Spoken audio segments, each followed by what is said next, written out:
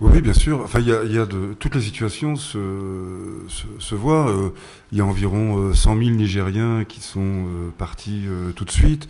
Sans doute d'autres ont-ils suivi. Il y en a également au Tchad. Il y a évidemment les Égyptiens, les Tunisiens qui sont... Bref, il y a des ressortissants des pays limitrophes qui sont partis, ce qui, évidemment, du fait, comme vous le disiez très justement, de l'importance économique de leur salaire, plonge une partie disons, de ces régions dans une certaine difficulté économique. Peut-être y aura-t-il des fonds de compensation à trouver pour les aider à surnager, à retrouver un minimum d'équilibre. Il y a ceux qui se cachent ou enfin qui errent, qui se survivent tant bien que mal à l'intérieur même de la Libye. S'il y a un consensus qui est tout de même pas général, parce que je parlais tout à l'heure de ces persécutions, de ces violences dont les Noirs subsahariens, ou d'ailleurs des Noirs libyens, également pris pour des Noirs subsahariens, ont été victimes. Il faut aussi signaler qu'il y a aussi, heureusement, des tas de gens qui ont été protégés par des Libyens. Ça n'est pas univoque, heureusement. Mais dans l'ensemble, il faut malheureusement reconnaître, enfin moi j'ai pas d'avis très personnel là-dessus, mais ce sont plutôt des opinions que je répercute. Il y a un relatif consensus anti-africain subsaharien en Libye.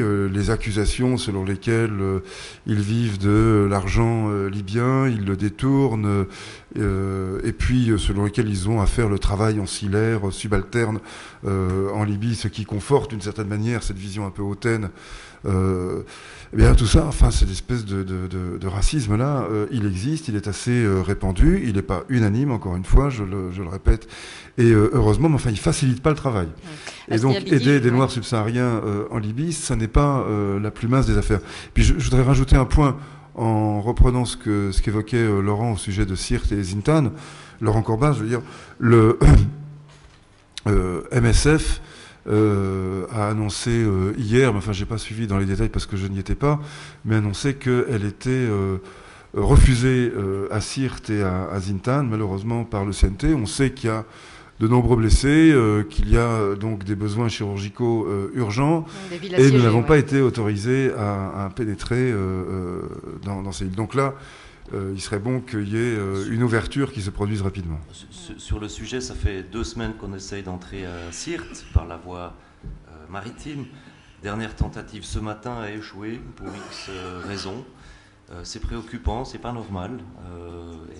Et on a dû là aussi communiquer publiquement. Il n'est pas normal que le CICR ne puisse pas entrer, amener des médicaments, des vivres dans la ville de Sirte aujourd'hui. Alors les concernés doivent entendre ce message et entrer en matière. Asni Abidi, justement, alors sur peut-être le côté aussi historique de cette...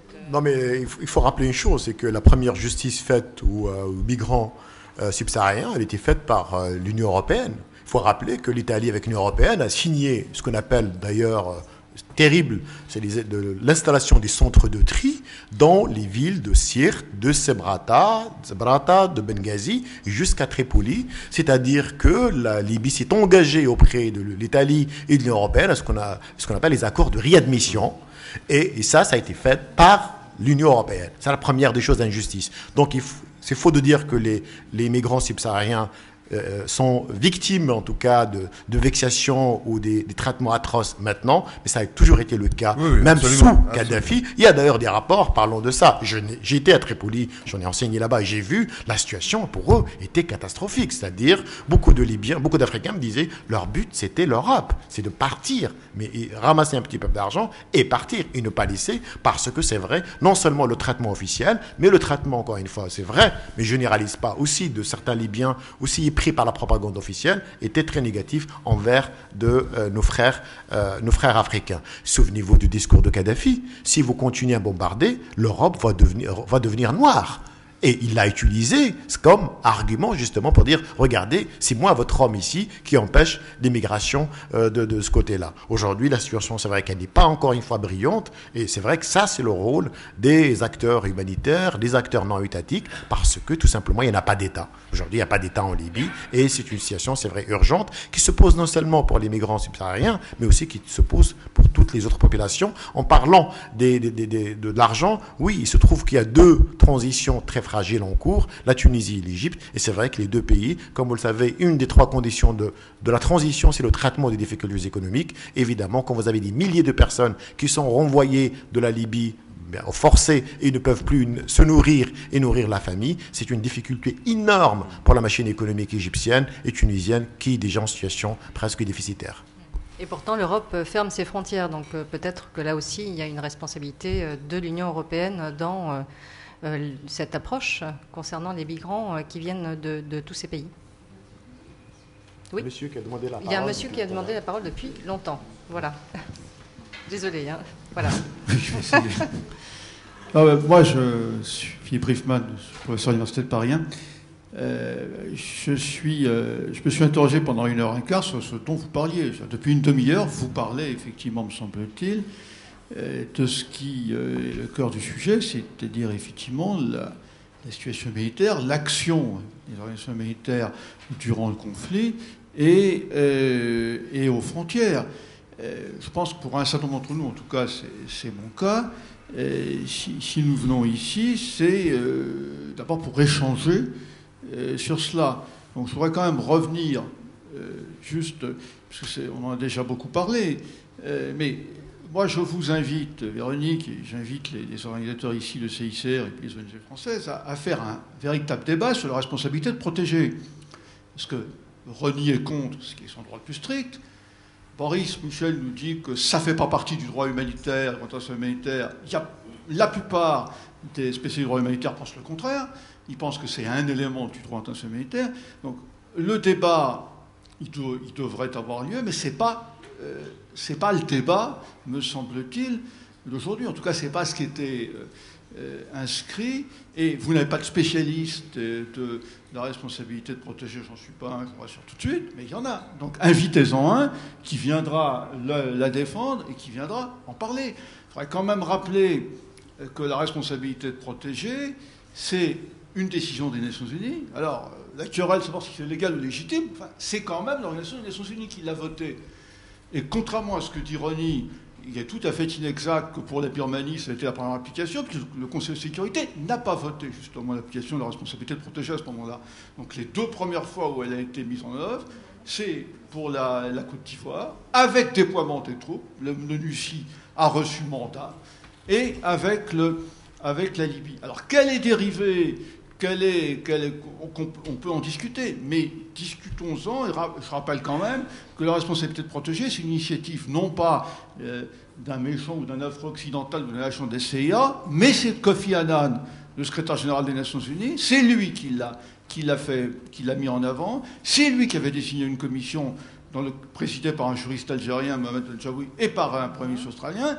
Et c'est comme ça que ça s'est fait. Et Kofi Annan l'a fait, et tout le monde le sait, dans bonne partie des gens qui sont ici, pour deux raisons. À cause du Rwanda, il avait été traumatisé par le génocide rwandais parce qu'il était le directeur des opérations de maintien de la paix à ce moment-là. Et la Bosnie, et j'ai d'ailleurs pas souvenir, Ronnie, qu'au moment de la Bosnie et qu'au moment de l'intervention de l'OTAN, tu aies fait partie de ceux qui étaient vraiment hostiles après 5 années de guerre, de siège de Sarajevo, tout ça. Donc c'est pas le sujet. Alors vous appelez ça guerre humanitaire. Pourquoi, comme le disait Rachid, pourquoi donner un objectif ? Qu'il y ait effectivement une intervention militaire au soutien d'une opposition, mais c'est archi-classique dans la vie internationale. Donc, je pourrais vous citer des tas d'autres choses, mais je vais m'arrêter là. Je rappelle quand même que Jeune Afrique a titré il y a 15 jours « L'Afrique humiliée, mais l'Afrique libérée ». Donc, il y a effectivement là-dessus matière à discussion. Alors moi, je voudrais effectivement revenir maintenant sur le sujet que vous abordez depuis une demi-heure, notamment pour l'un que vous avez très rapidement effleuré, qui est qu'en Libye, il y a eu deux problèmes, celui que vous avez évoqué, c'est-à-dire l'accès pour les organisations militaires, et ça continue aujourd'hui. Et il n'y a pas eu d'accès à des tas de régions, en dépit de la présence du CICR, vous n'aviez pas accès à certaines régions contrôlées par les kadhaifistes.